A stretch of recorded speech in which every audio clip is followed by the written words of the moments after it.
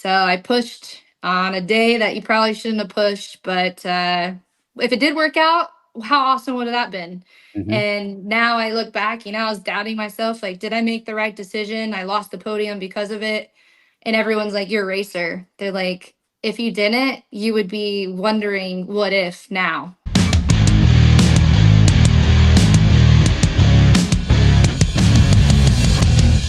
We've been chasing this girl, winner from Dakar, Sarah Price, for quite a while. And it started prior to winning a stage in the Dakar Rally in the T4 class. She joins us now here in the Freak Nation. And so many things we want to talk about, Sarah. But if you could give me an inclination of when this Jones of getting a Dakar Rally started. I don't need the full 10-minute version because the money it takes to run a Dakar, even in a class like T4, is bonkers. When did this start for you? So since 2015, I've been trying to get to the Dakar Rally, and I've had an amazing career on two wheels and then transferred into four wheels, and I've raced all sorts of different disciplines, as well as getting other opportunities within that time. So from 2015, until now, I've had a lot of different opportunities. But this year, I finally said I've been trying to get to Dakar. I've been trying to find that one sponsor to really like step up and help me get there, but it just wasn't happening. And so I finally was like, you know what? I'm gonna spend my own money. I'm gonna make it happen. I'm gonna put all the eggs in one basket, take that leap of faith for myself, and I'm going because it's my dream to make it to Dakar Rally. That's the pinnacle of off road racing for me, and we did it. And beyond proud. It's crazy. Hey, Price, hold Honestly. on a second. Listen. That's $500,000. Uh-huh. How many people have $500,000 to go grab and throw it into a race that, frankly, I don't know what the return of investment is? So I actually had some amazing sponsors that did step up, a lot of them. So I got about half of it funded. The rest of it, I've been working hard in the stunt world and also in businesses. So I owned an auto paint touch up business at one time, and I sold that this last year in order to help fund this as well.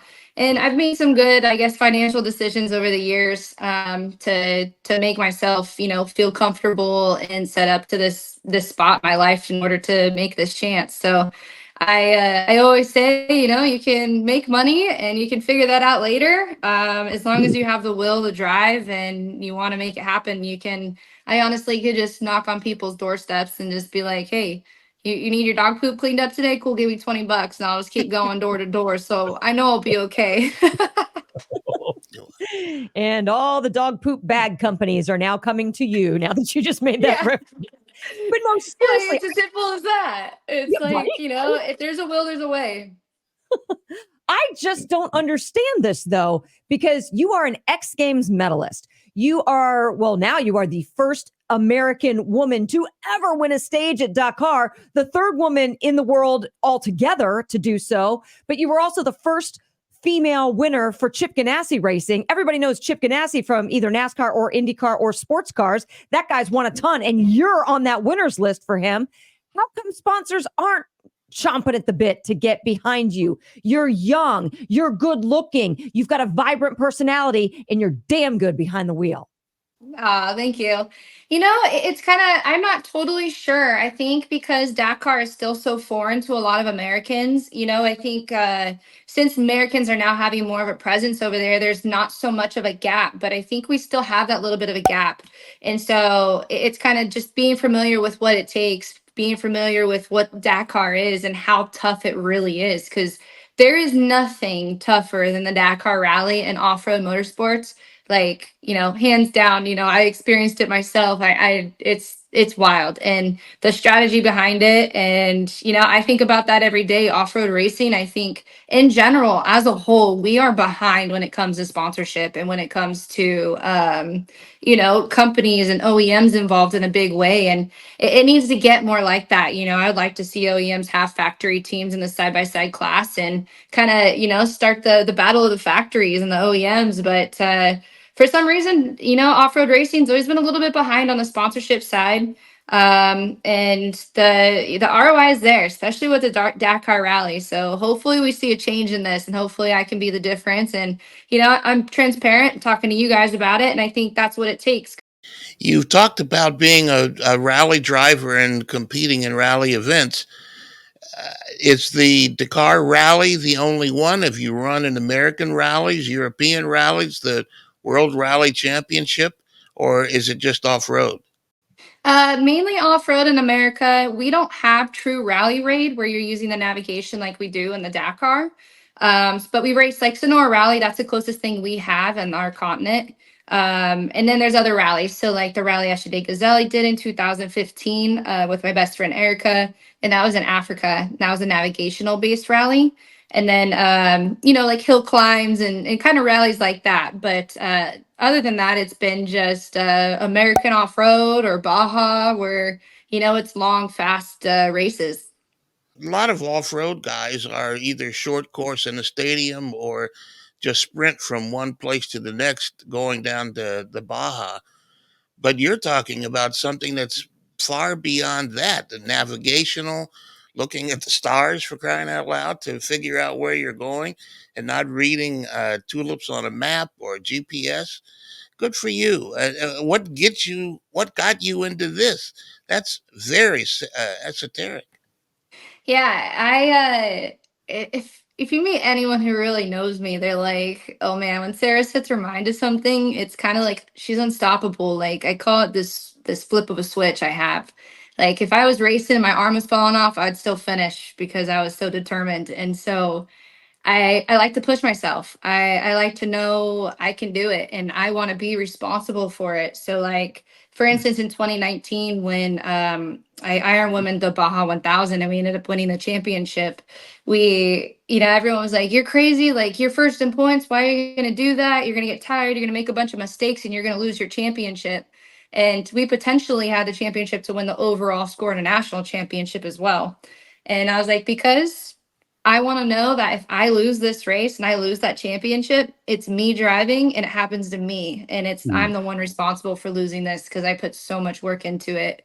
It's the same thing, going into the Dakar Rally. It's putting that just in your head, like, I'm doing it. I'm going to do everything I can to be as prepared as possible and have confidence in that. And I have no idea what's coming my way. I did not know what was going to be happening, but the Dakar Rally was the unknowns, and I was prepared as possible. So we gave it our all.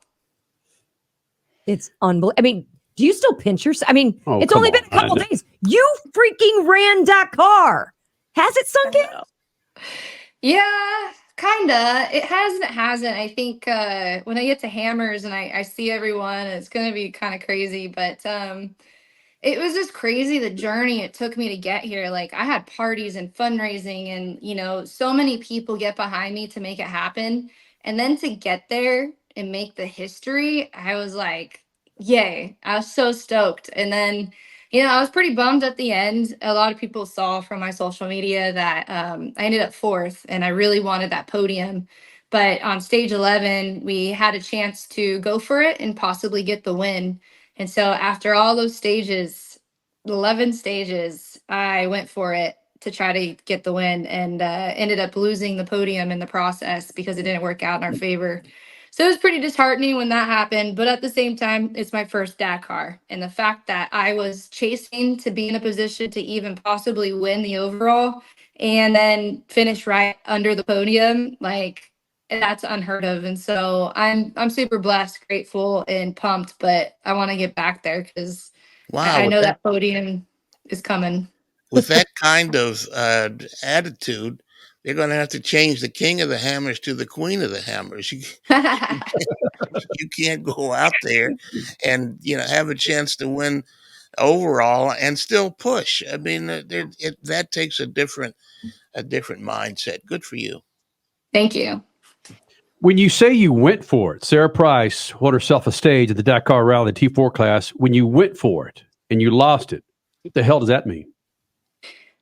So stage 10, we didn't necessarily go for it. We won the stage, right? So that was pretty awesome and monumental. But then the next day, I learned that the person leading our class had got a penalty and was 20 minutes down, and I was Ooh. 20 minutes down.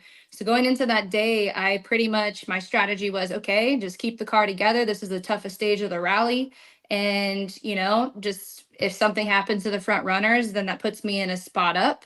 But if not, then I have a for sure podium spot. But then at my fuel stop, I got wind that the penalty had gone through for the top competitor, and I was like, "Oh no, this is really like this is our chance. We either go for it, and we have a chance of winning the Dakar Rally, or what happened? It didn't go in our favor, and we had a lot of issues that ended up putting us times back, and we ended up breaking the vehicle. And so that was a bummer. So I pushed on a day that you probably shouldn't have pushed, but if it did work out, how awesome would have that been? Mhm. And now I look back, I was doubting myself, like, did I make the right decision? I lost the podium because of it. And everyone's like, you're a racer. They're like, if you didn't, you would be wondering what if now. And I'm Yep. like, yeah, I guess, I'm fourth, not on the podium. That's pretty heartbreaking. But at the same time, I was like, you're right. I would be wondering, like, I could have won. So that's Dakar. You If you still hadn't made have gone it. for it, Chip Ganassi would have tapped you on the shoulder and say, "Hey, girl, what are you doing? If you were race for me, you always have to go for the win." Yep. Yeah, that would definitely be what that Chip would say. Sarah Price joining us here in the Freak Nation. A very special moment for her, winning a stage at the T4 class in the Dakar Rally, the first American woman to ever do that. And during this interview, I was just writing down some quick names that come to mind of females that we got behind early because the significance the steps that they made in motorsports. Sarah Fisher, Angel Sampey, Cindy Lux, Shauna Robinson, Danica, Erica Enders. Those are just names that came to mind like that. And a lot of those girls rode the wave of success as best they could. You're on a wave right now. I tried to punch holes in your wins in your career. There's not a whole lot of room to punch holes. You're a legitimate racer and someone, I didn't say female, someone that could win in damn near anything that you put her in. Are you riding the wave for one? Are there other opportunities coming to expand your career in other series? Because what you're doing can translate into other series, even on concrete, tarmac. Yeah. Yeah, no, definitely. The last few years for me, I think have been a tough thing because I've had opportunities and I've turned a lot of them down because I wanted to pursue this dream of reaching the Dakar Rally. So not only am I, paying for most of my way to Dakar, I'm turning down opportunities that could put money in my pocket or kind of pursue something else. But Dakar is really what I wanted. And it was something that I had to dig deep and really kind of realize like, all right, like I'm going to have to say no to a lot of other things coming my way in order to pursue this and do it correctly. And I've stood by that. And now, I'm getting opportunities still, which is amazing. And I'm so grateful for it to even be in this position. But my true dream is I have a goal, and that goal is to be the first American female to win the Dakar Rally. And I want to continue with the World Rally Championship this year. And so, I'm kind of laser focused on that right now. And I think anyone who has talked to me, I potentially had a boat series that I was going to be racing in, and then Extreme E as well. And, when I talk to teams and I decline their offers, that, I'm kind of like, hey, I'm focused on this right now. And I think, if you're not focused on something 100%, you're not going to succeed at it. So right now I'm going to have to decline. And they, respect that, I think, because they understand where my focus is and that it won't be 100% on them. And, it's been a tough thing though. Like as a person, you have opportunity, you have a option to make money that's guaranteed, or you're taking a huge chance and you're spending all this money. It's like, what are you thinking? Like sometimes my parents are always sitting down with me. They're like, Sarah, this is kind of really scary. What are you thinking? And I'm like, well, if I don't do it, I'll always be wondering, why didn't I? What are those opportunities where you can make money? Can you share those with us? Yeah, like racing the boats with E1 or Extreme E. So those are two things that have been kind of on the teams have been reaching out and stuff. But it was something that, I kind of started this mission for Dakar, and I wanted to stay focused on that. You did race Extreme E. You did it with Kyle LeDuc for Chip Ganassi Racing. So with that, and you found success. You won an award in 2022. Did you pull back from that intentionally to focus on Dakar? Is that what I'm hearing? After Extreme E, yeah, my main focus was, you know what? I signed with Can-Am, which is the SSV that I'm currently racing. And I was like, I'm going full steam to Dakar. No detouring me, no nothing else, right? Because I was starting to feel like I was kind of like, I'm over here racing, I'm over here racing, and I'm over here. I'm kind of getting pulled in all these directions, but I felt like that's not how I succeed. When I succeed is when I am focused on one thing and I'm able to do what I think is right and follow my intuition with a team that believes in that. And that's it. I think when you start to spread yourself thin, things start to kind of fall out of place and not be successful. And I was ready for that success again. And yeah, we absolutely, this last year has been just insane. I built this amazing team around my Can-Am program, and then it just led into Dakar to make that dream happen on top of that. And it's been a whirlwind of an amazing year, to be honest. Sarah Price, the only American woman to ever win a stage on the Dakar Rally. You keep mentioning things that sound like they involve people that have also been friends of the freaks, like Tanner Faust in the Extreme E, and Travis Pastrana, who's done the boat racing. Are they two people that I hope, because they're good friends of ours, I hope they are supporting you in what you're doing? Oh, they are awesome. I absolutely love Tanner and Travis. And yeah, I had a text message from Tanner the moment I finished, so that's pretty awesome. But yeah, it's such a small community, and I actually do stunts with Tanner. So I'm a stunt woman and I'm not racing. So those are my two focuses: is my team and stunts. Cool. Yeah, if you'd have said no, we would have had to pause the Yeah. interview and get on the phone and say, "Hey, what are you doing? This is our woman here." Yeah, I love it. Some parts, Sarah Price, of this conversation tend to get uncomfortable when I bring this up. Crasher has blazed a trail in her position in motorsports as a lead host on a major motorsports radio TV show. That no one else has done that, and she's taken her fair share. No, she's taken her share of bombs along the way. And those women that I mentioned, those names I mentioned, same with them. They blaze trails and continue to catch grief in their pursuit, or formerly in their pursuit of success in motorsports.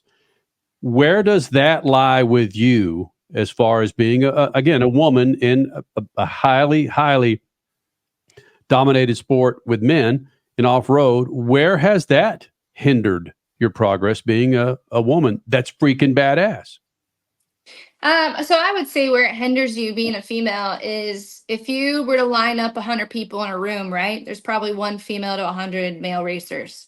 Well, most likely the male racers are going to have more opportunity to have practice time, seat time, and the experience over that one female in the room. So that's where I feel like the women get sometimes overlooked as a lack of experience or the opportunities that they've had. And so it just progresses into less and less in a way. But now the world is kind of starting to turn. You're starting to see, opportunities come for females in particular, like, Extreme E having a male and female driver on everything. And then females that are pursuing, like myself, who are on a mission to make something happen and a complete goal set in mind.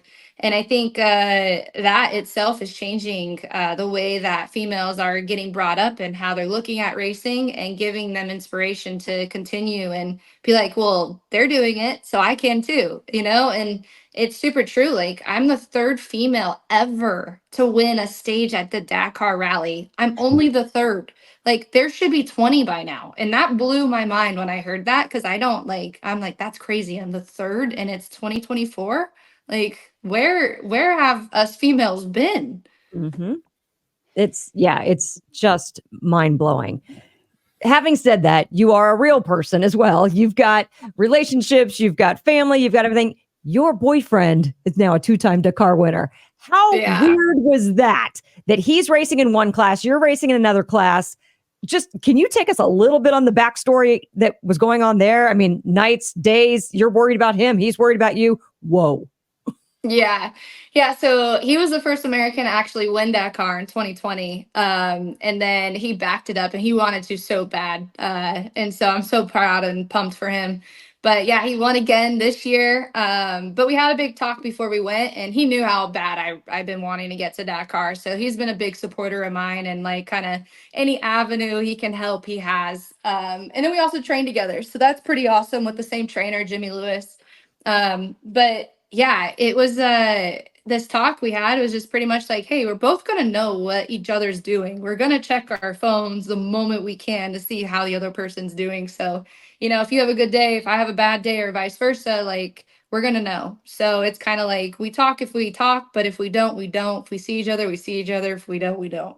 It was kind of just how it was because we both were running two separate programs, and the bikes take off a lot earlier than I do in the vehicles. And so by the time I'm getting back, he's pretty much going to bed. And so our schedules do not work at Dakar for any means, but we're not there to hang out or have a couple's honeymoon or anything. We're there to race and do the best we can. So, But but that's one two thing and that a half was weeks. That's a yeah, long we're used to time. not being around each other though. We're both so busy. It's like we rarely see each other. We come in like he left already today to go to California and I leave tomorrow. So like that just goes to show like we're both never home. So it's crazy life. But one thing that was super special was we won stage 10 together.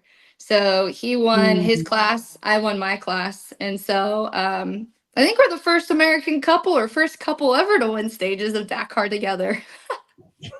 Oh, that's badass. Yeah. Yep. Ricky Brabeck is, of course, who we're talking about, two-time Dakar winner. And yeah, go USA. Now, some of the funny questions I'd like to ask are sometimes personal. Well, they're always personal. That's just who we are. We didn't survive the freaking barrage of 24 years not asking personal questions. But when it comes to hygiene in the Dakar Rally, Really? what Oh, I have some Really? stories, but I don't know if you guys need to hear some of these.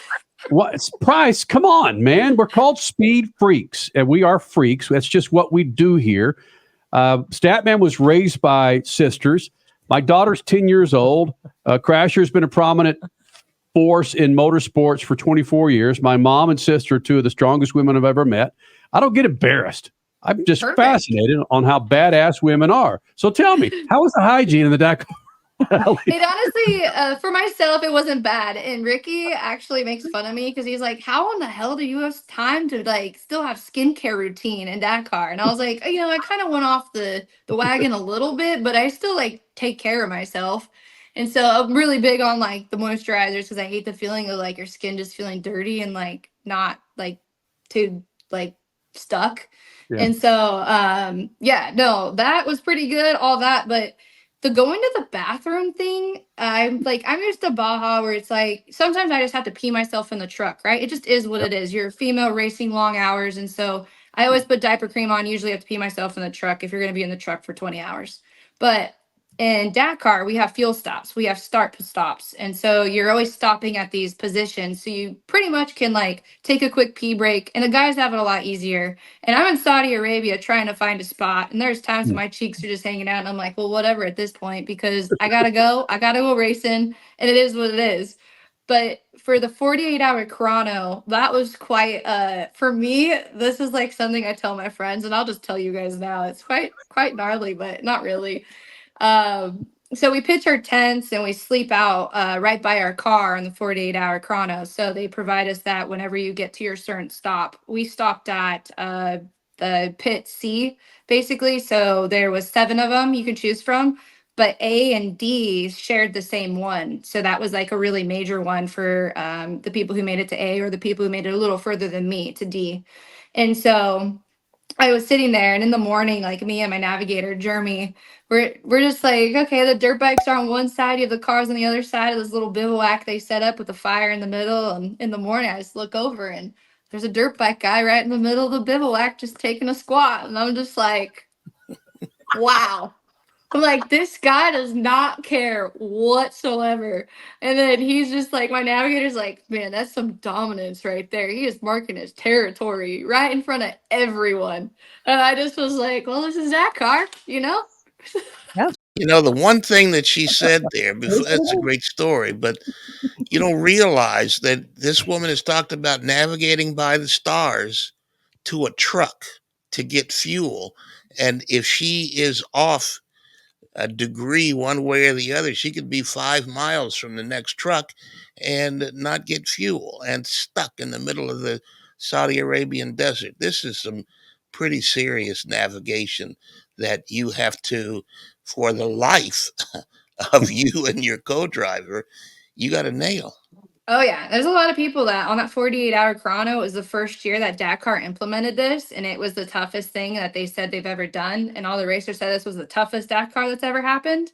Ooh. A lot of people stayed out there in the desert, like in the dunes, because the 48-hour, we had 300 kilometers of dunes coming in. You stay at your pit, and then you leave 300 kilometers out in dunes. And dunes, 300 kilometers, that is nuts. Like, that is some hard driving on your equipment, number one. Number two, a lot of things can happen. And so a lot of things did happen to people, and they stay out there for days. Yeah, and all the dunes look alike. It's not like there's a road with an arrow that says go this way to your gas station. You know, you Nope. just have to navigate by the stars to a longitude and a latitude, and that's where the gas truck is. Oh yeah. Yep. It's definitely, you have to stay on your headings. You have to have a good navigator, which I did. I had Jeremy Gray, and it's his first Dakar as well. So we really had the odds stacked against us, but we worked well, and we were determined to make it happen. Why am I the only pervert on this show, Crasher? Why aren't you asking questions like, why didn't you get like dude wipes as a sponsor? She just said she put diaper cream But on no, her butt. I mean dude wipes. Yeah, Destin. Oh, you know what? You have a point though, because hello, sponsors. This is what we need. If dude wipes can be in NASCAR, then the Grove Company or whoever else makes those awesome wipes, they can be in off-road as well. And clearly, Yeah, for sure. all the ladies. I live off of, there's actually a wipe company that I'm friends with, and it's called Clean Freaks, and I absolutely lived off of those when we were there. Wait, they've got freaks in their name? Yeah, you guys need to meet them. Clean Freaks and SpeedFreaks. Yeah. They must sponsor you. You just said you live off them. There's a partnership right there between Sara, the Freaks, and Freaks. Yeah, they're awesome. It's the budget though it requires is a big chunk for companies, and so it's tough. You know, you have to have that big company that has budgets and that could come on in a big way, because it's you know, it's not easy. Well, hello, race fans. You all camp out, whether it's the infield of the Indy 500 or it's out at an off-road race or it's at an NHRA race up in Brainerd. You guys camp. You need some Clean Freaks too. So here we are. We're making our push for the entire race world. If there you go. Buy some Clean Freaks. Yes, you get to and be sponsor me. No, they're a big supporter of mine, and honestly, if they had the budget, they would. But yeah, I live off of them because they're like the actual like towels, and they don't fall apart and stuff. So that's something I always have with me. And so if I don't have time to wash my face that day, at least I can just wipe it off, and I'm dialed for the next day. Wow. So how long between a legitimate shower before Dakar to a legitimate shower for Sara Price? So at the bivouac, it's crazy. Like, the bivouacs have an arcade in it and showers and everything. So like, it's like this community that they set up everywhere we go, besides the marathon and the chrono stage. But so when we go back to the bivouacs, like, there's full working showers and bathrooms. And so we stayed in a little motorhome, 4 of us. So we were pretty tightly packed in a European style motorhome too. So they're a lot tinier. But I got a shower almost every night, surprisingly. I did not expect that, and I did not even count on that. But yeah, we were actually pretty good. Sorry to be the jerk of the show, but anytime we go camping for like a 3-night trip or something, I don't shower the entire time. Same. Usually I don't. I'm with you. So I guess I could do Dakar. That's what you're saying. Okay, I get it. Yeah. It wasn't as bad as you think, but yeah, when I go camping, sometimes it's the same thing. It's like, oh, I don't want to waste the water in the motorhome, so like, it's good, you know. Yeah, I'm fine. Like you said, clean freak, we good. Yeah, yeah.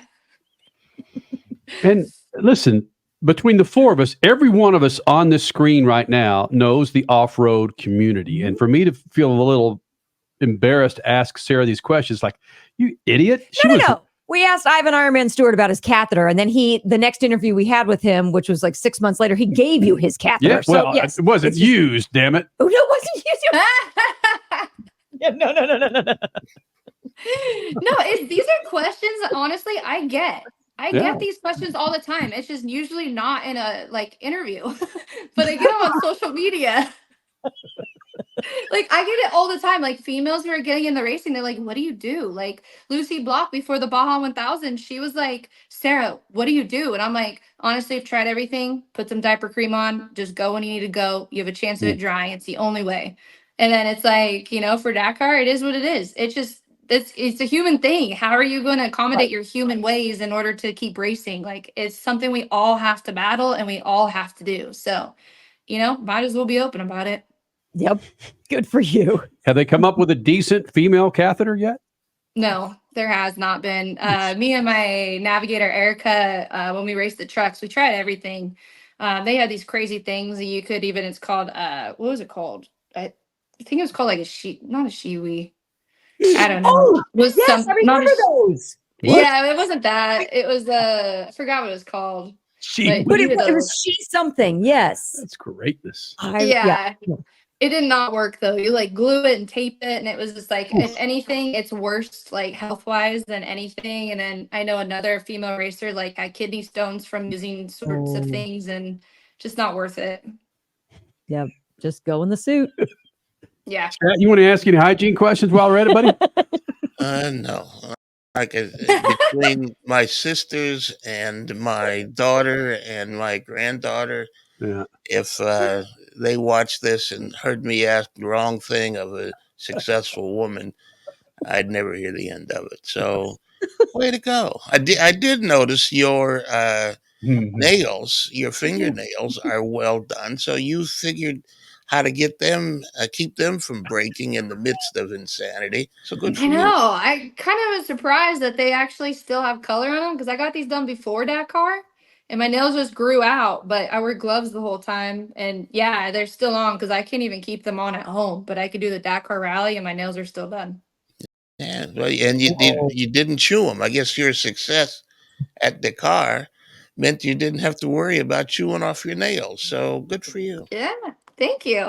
Those bivouacs. Those bivouacs are first class. Yeah, right. Yeah, Do you have a they're very nail manicure, pedicure spot? I'm just kidding. I wish. yeah, they're very different from the early days when Americans started going over there, and they'd have two military planes, and you figured out how to work the best with two huge transports and be Yep. out there in the desert. I mean, it's very different now. It is, yeah. Because back in the day, I think there was no motorhomes allowed. It was only tents, and that was it. So, In a way, that's how the trucks got started racing, because they were support vehicles for the cars, and the drivers ended up racing each other from one support location or one bivouac to the next.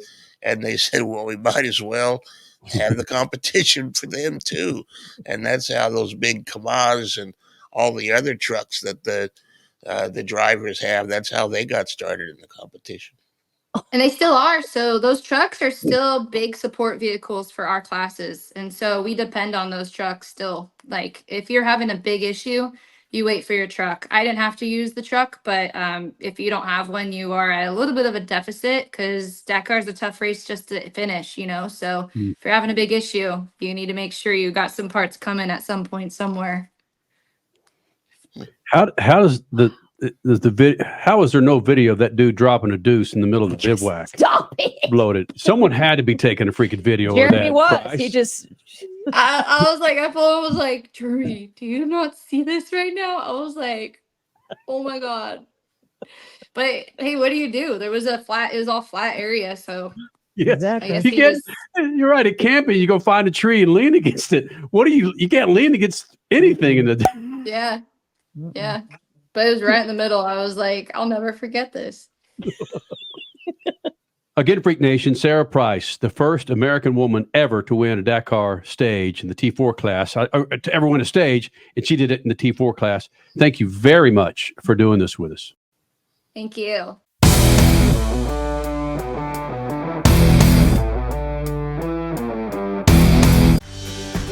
You take car maintenance seriously, and you want to pass on that legacy of care.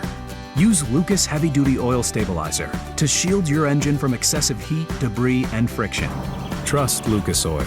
It works.